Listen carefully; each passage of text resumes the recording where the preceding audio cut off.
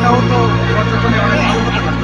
সেই অবস্থায় যেতে পারছি না, যে আমরা সঠিক সময়ে সঠিক সিদ্ধান্ত নিতে পারছি না, সঠিক উদ্যোগ নিতে পারছি না। আমি আশা করি সরকার এভাবে উদ্যোগ নেবে। আর আমি কৃতজ্ঞতা জানাবো বাংলাদেশের যারা বিকশিত করছেন। আমি মনে করি সরকার নয়, ট্যুরিজম বিকশিত করছেন ব্যক্তিগত পর্যায়ের ব্যবসায়ী, যারা ট্যুরিজমে কাজ করছেন, তরুণ, তারা সত্যি বিশ্বের বিভিন্ন দেশে আপনি ঘুরে বেরিয়েছেন, সেই জায়গাগুলো ট্যুরিজম দেখেছেন। আপনার কাছে একটু মনে হয়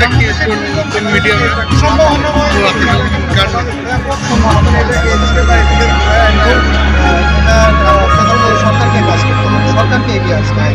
তাহলে মনে করি যে বিশেষ করে ইলেকট্রনিক ভিসার যদি ব্যবস্থা করা হয়,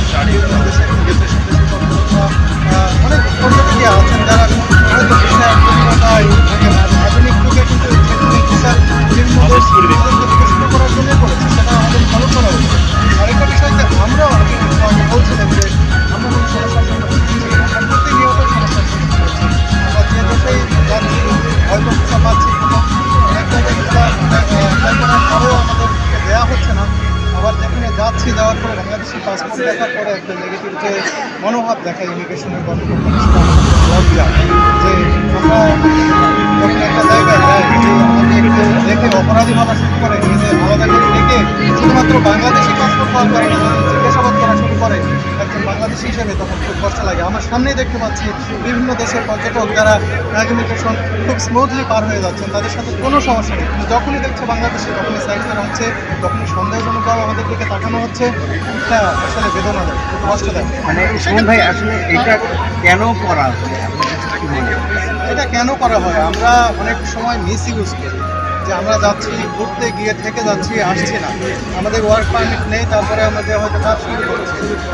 এইসব ঘটনাগুলো ঘটছে। আমাদের দেশের অর্থনীতি কিন্তু আজ দাঁড়িয়ে রয়েছে, বলা যায় যে প্রবাসীরা যারা আমাদের রেমিটেন্স করছে, অবশ্যই তাদেরকে আমি স্যালুট জানাই। এর পাশাপাশি এটাও বলবো, যারা অবৈধভাবে যাচ্ছে তারা কিন্তু আমাদের পাসপোর্টটাকে নষ্ট করছে, পাসপোর্টের মান নষ্ট করছে। আমাদের জাতি হিসাবে যে আমাদের যে ভাবমূর্তি, সেই ভাবমূর্তিটা পূর্ণ হচ্ছে। তাদেরকে বলবো, আপনারা অবশ্যই বাইরে যাবেন, নদীর সমুদ্রে কাটাবেন, লিগাল ওয়েতে যান। সেটা আমাদের পাসপোর্টের জন্য ভালো হবে, দেশের অর্থনীতির জন্য ভালো হবে। এবং সরকারের ব্যাপারে উদ্যোগ নেওয়া উচিত। সরকার মনে হয় না যে এটা সিরিয়াসলি দেখে যে আমাদের পাসপোর্টের মান কীভাবে উন্নত করা যায়, কীভাবে লিগালি বাংলাদেশ থেকে কর্মী পাঠানো যায়, সেটা করে সরকারের সেই রকম উদ্যোগ আছে বলে আমি মনে করি। সেক্ষেত্রে সরকারকে আসলে কী বলতে চান? তাদের আসলে সরকারকে আমি বলতে চাই যে বাংলাদেশের ভাবমূর্তি বিদ্যুৎ করার জন্য তাদেরকে পদক্ষেপ নিতে হবে, যাতে লিগাল ওয়েতে বাংলাদেশের অনেক মানুষ কাজ করতে চায় বাইরে গিয়ে, তাদের মেধা আছে, দক্ষতা আছে, যোগ্যতা আছে, তাদেরকে তাদের যোগ্যতা অনুসারে লিগালভাবে বিভিন্ন দেশে তারা কাজ করবে, সেটা লিগাল ওয়ে। এই ব্যবস্থা যদি নিশ্চিত করা হয়, তাহলে কিন্তু বিদেশে যখন আমাদের দিকে নেতিবাচকভাবে তাকানো হয়, দেখে মনে হয় এটা পালিয়ে যাবে, নাকি এখানে থাকতে আসছে, নাকি কী করতে আসছে। এই সন্দেহজনক দৃষ্টিভঙ্গি তখন আপনার সিলেট থেকে আসছে। সুমন ভাই, নতুন 24 পরবর্তী সময় নতুন বাংলাদেশ আমরা দেখছি যে নতুনভাবে সব কিছু উজ্জীবিত হচ্ছে।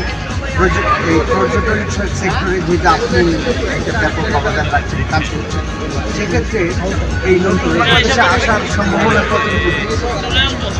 আমি সবসময় আশাবাদী। আমি আশা করি যে এই বাংলাদেশ একদিন সব কিছুতেই ঘুরে দাঁড়াবে। আজ আমরা যেখানে দেখতে পাচ্ছি যে ট্যুরিজমের অবস্থা ভালো না, ট্যুরিজম সেক্টর, আমি আশা করছি যে আমাদের তরুণরা যারা আছে তারাই এটাকে এগিয়ে নেবে, তারাই সরকারকে ইনফ্লুয়েন্স করবে, আমাদের এই ট্যুরিজম সেক্টরকে বিকশিত করবে। একের পর এক টিকেটিং কোম্পানিগুলো পালিয়ে যাচ্ছে, এটা খুবই অ্যালার্মিং। সরকার আসলে কী করছে? এটা খুবই অ্যালার্মিং এবং এতে অনেক মানুষ ক্ষতিগ্রস্ত হচ্ছে। লাখ লাখ টাকা মানুষের মানে এক জায়গায় দিয়ে রেখেছে, তাদের টাকা নিয়ে চলে যাচ্ছে, অনেকে পথে বসে যাচ্ছেন। এইরকম এই অবস্থায় আমি মনে করি যে সরকারকে খুব কঠোরভাবে নজরদারিতে রাখতে হবে যারা এইসব বিজনেস করছেন, তারা যাতে কাউকে ফাঁকি দিয়ে অনেক টাকা নিয়ে পালিয়ে যেতে না পারেন, কেউ যাতে ক্ষতিগ্রস্ত না হয়, এটার জন্য সরকারকেই ব্যবস্থা নিতে হবে। এবং আমি এটাও বলবো যে আপনারা প্রথম অনেক টাকা রাখতে যাচ্ছেন, আপনারা নিজেরাও একটু চিন্তা ভাবনা করে রাখবেন যে আপনাদের থাকবে কি না।